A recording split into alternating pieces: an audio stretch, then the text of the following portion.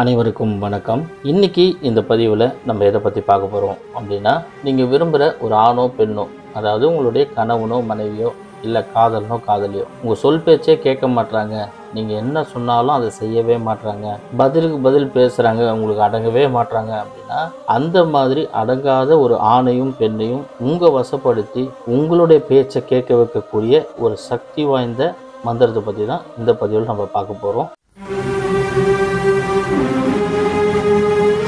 இந்த பதிவை பார்க்கறதுக்கு முன்னாடி நம்ம சேனலை இன்னும் சப்ஸ்கிரைப் பண்ணாதவங்க சப்ஸ்கிரைப் பண்ணி வச்சுக்கோங்க. நிறைய பேர் வீட்டில் பார்த்தீங்கன்னா கணவனோ மனைவியோ இல்லை காதலனோ காதலியோ ஒருத்தருக்கு ஒருத்தர் சொல் பேச்சே கேட்க மாட்டாங்க.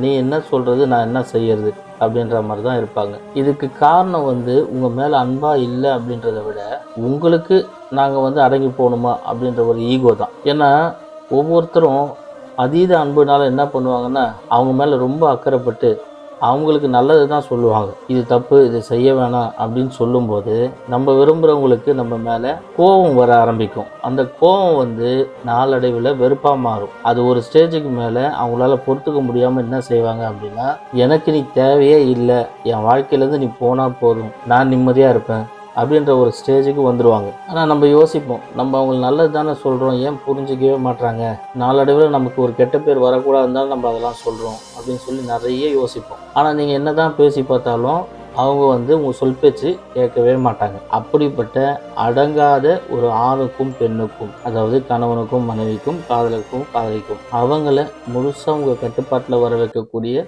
ஒரு சக்தி வாய்ந்த மந்திரம் தான் இப்போ நீங்கள் ஸ்க்ரீனில் பார்க்குற மந்திரம். இப்போ இந்த மந்திரத்தை நீங்கள் எப்படி பயன்படுத்தணுன்றது சொல்கிறேன், கவனமாக கேளுங்க. ஸ்க்ரீனில் தெரிகிற மந்திரத்தை பாருங்கள். ஓம் நமோ மகாமோகினி பாவா டேஷ் மனதை மயக்கி உடனே என்னிடம் கூட்டி வா ஸ்வாகா. நான் ஏற்கனவே சொன்ன மாதிரி அடங்காத ஒரு ஆணோ பெண்ணோ உங்ககிட்ட சண்டை போட்டு போயிட்டாங்கனாலும் சரி, இல்லை கூடவே இருந்துட்டு சண்டை போட்டே இருந்தாலும் சரி, இப்போது இந்த மந்திரத்தை நீங்கள் பயன்படுத்தும் போது அவங்க ஆட்டோமேட்டிக்காக உங்கள் சொல் பேச்சை கேட்டு நீங்கள் சொல்கிறத மட்டுமே கேட்டு நடந்துப்பாங்க. அதுதான் இந்த மந்திரத்தோடைய ஸ்பெஷாலிட்டி. இப்போ இந்த மந்திரத்தை என்னைக்கு சொல்லணும் அப்படின்னு பார்த்தீங்கன்னா, வளர்ப்பிறையில் வரக்கூடிய வெள்ளிக்கிழமை அன்னைக்கு சொல்லலாம், அமாவாசை அன்னைக்கு சொல்லலாம், பௌர்ணமி அன்னைக்கு சொல்ல ஆரம்பிக்கலாம். இந்த மந்திரத்தை எந்த திசையை நோக்கி நீங்கள் உட்காந்து சொல்லணும் அப்படின்னா, கிழக்கு திசையை நோக்கி உட்காந்து சொல்லணும். அதுவும் இரவு நேரத்தில் தான் சொல்லணும். இரவு ஒரு 10 மணிக்கு மேலே தான் இந்த மந்திரத்தை சொல்லணும். கையில் கொஞ்சம் மல்லிப்பூ எடுத்துக்கோங்க, மல்லிப்பூ அத்தர் பூசிக்கோங்க.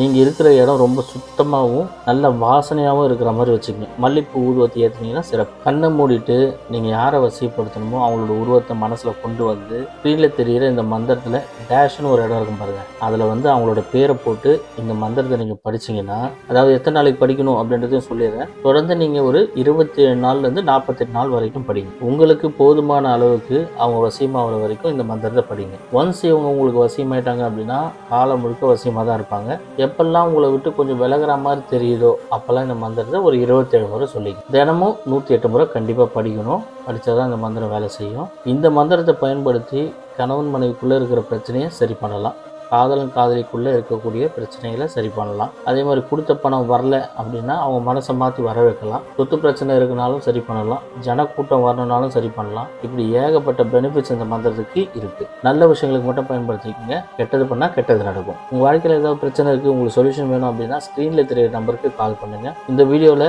ஏதாவது டவுட் இருந்தால் கமெண்ட் பாக்ஸில் கமெண்ட் பண்ணுங்கள். இந்த வீடியோ உங்களுக்கு பிடிச்சிருந்தால் லைக் பண்ணுங்கள், ஷேர் பண்ணுங்கள். மேலும் இன்னொரு வீடியோவில் நான் உங்களை சந்திக்கிறேன். நன்றி.